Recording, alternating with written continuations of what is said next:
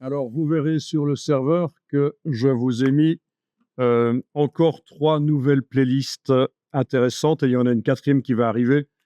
Une playlist, oui, la playlist que je vous avais déjà montrée avec des astuces Illustrator pour éviter que Illustrator ne soit un enfer pour vous parce que vous ne comprenez pas exactement comment il fonctionne. C'est un logiciel quand même complexe, on peut le dire. Une playlist avec une explication similaire à celle que vous avez reçue sur le loup, sauf que c'est une tête de lion, et sauf que au lieu de décalquer, je mets la photo du lion sur le côté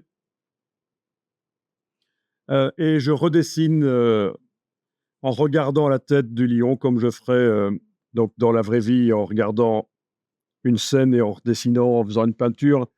Donc au niveau copyright, même si on démarre de matériel copyrighté, il y a peu de chances que on puisse prouver que vous avez utilisé ça puisque vous avez pas décalqué.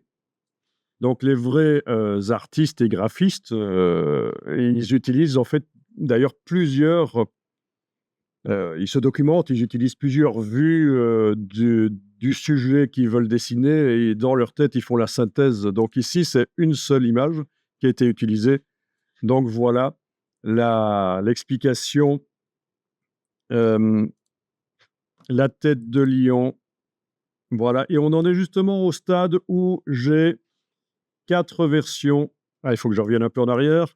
Voilà, on va enlever les sous-titres. Voilà.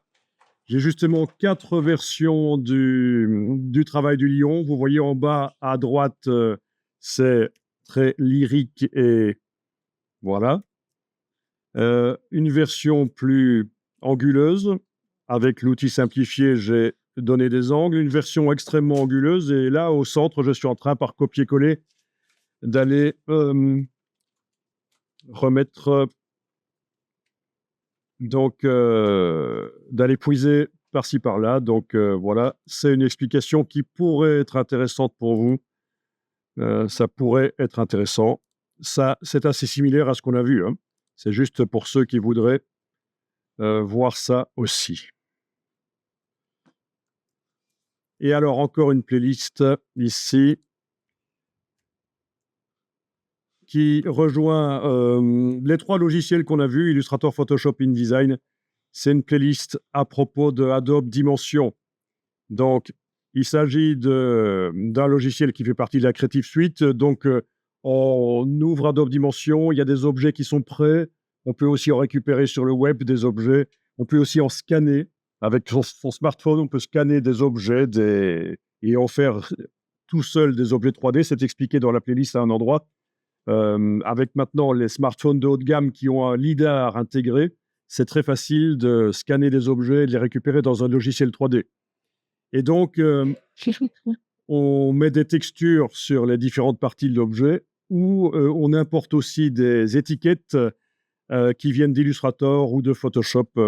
Et la particularité, c'est qu'on peut, sur les designs qu'on a fait dans Photoshop ou Illustrator, dire que certaines parties sont en vernis ou dorées ou transparentes. Ça fait des trous. Donc, il y a le générateur de matière euh, de Adobe Dimension est très très haut de gamme. Le logiciel, au niveau de la géométrie 3D, la manipulation des objets, c'est extrêmement simple. Même, elle ne peut pas vraiment créer d'objets 3D dedans. Il faut utiliser des objets 3D qui viennent d'ailleurs. Mais par contre, au niveau du rendu et de la facilité d'utilisation, donc la philosophie de Adobe avec ça, c'est de dire la 3D, enfin, aussi facile à utiliser qu'un logiciel 2D. Bon, quand on voit à quel point Illustrator n'est peut-être pas facile à utiliser, c'est peut-être pas rassurant, mais bon, voilà. Donc, vous avez différentes choses pour ceux que ça intéresse. Mais comme je disais, ça peut même servir pas nécessairement pour faire des projets de packaging, mais aussi pour faire des projets de couverture de livres, puisque vous avez... Ah oui, ceux-là ne sont pas encore accessibles malheureusement. Voilà, je vais prendre celui-là. La possibilité de faire sur du plat. Donc là, j'ai une couche alpha qui a été préparée dans Photoshop et qui va servir pour faire un vernis, voire un vernis, voilà, un vernis sur un poster ou une carte de visite ou quoi. Ce qu'on appelle du vernis sélectif. Voilà, donc il y a l'explication du vernis sélectif avec différentes options. Bon, je vous laisserai découvrir ça. Donc, ça peut être intéressant. Ça peut être intéressant pour faire une simulation d'un bouquin avec de la dorure, du vernis, plutôt que de simplement dire au client, voilà, ce sera verni à cet endroit-là, ce sera doré à cet endroit-là, ce sera en relief à cet endroit-là. Mais là, vous avez la possibilité de vraiment le montrer. Alors, une dernière playlist ici, mais à propos de Photoshop, mais vraiment très, très intéressante pour parfaire vos connaissances de Photoshop, puisqu'on n'a pas eu le temps d'approfondir énormément. Donc, je suis bien obligé de vous donner, pour ceux qui veulent, des compléments. Donc, la playlist qui s'appelle l'exercice des lions, qui vous montre qu'on démarre d'une photo de lion, on fait la sélection, il manque des pattes à une lionne, les bouts de pattes parce que c'est dans l'herbe, donc on les recrée un peu comme on avait fait sur le mouton. Il y a la déformation par marionnette dans Photoshop. Voilà, tout ça vous connaissez. Il y a la création d'ombres fausses. On recrée des ombres. On le positionne dans un décor. Le positionnement en hauteur par rapport à la ligne d'horizon, on en reparle là. On duplique la lionne. On a deux lionnes différentes. On va même jouer sur leur visage pour qu'elles aient l'air un peu plus différentes. Mais en fait, c'est la même au départ, vous avez compris. Voilà. Donc, à un certain moment, on va intégrer en fait 3 lionnes dans un décor de forêt et on va faire la retouche avec des courbes pour intégrer les lionnes au niveau couleur, les intégrer correctement dans la forêt. Donc, il y a une astuce que je peux vous donner ici, je vous la résume. Il faut faire un réglage sur le sujet, donc les 3 lionnes dans ce cas-ci. Vu qu'elles ont la même couleur, le même réglage fonctionne pour les 3. Quoi qu'on pourrait faire un réglage différent pour les différencier un peu plus. Il faut faire un réglage sur le décor. Donc, quand je parle de réglage, c'est le contraste et la couleur. Et puis, il faut faire, et ça c'est l'astuce, un réglage sur tout, pour baigner le tout dans une ambiance plus ou moins colorée, plus ou moins contrastée. Donc, c'est ça le secret pour arriver à facilement intégrer des éléments dans un décor.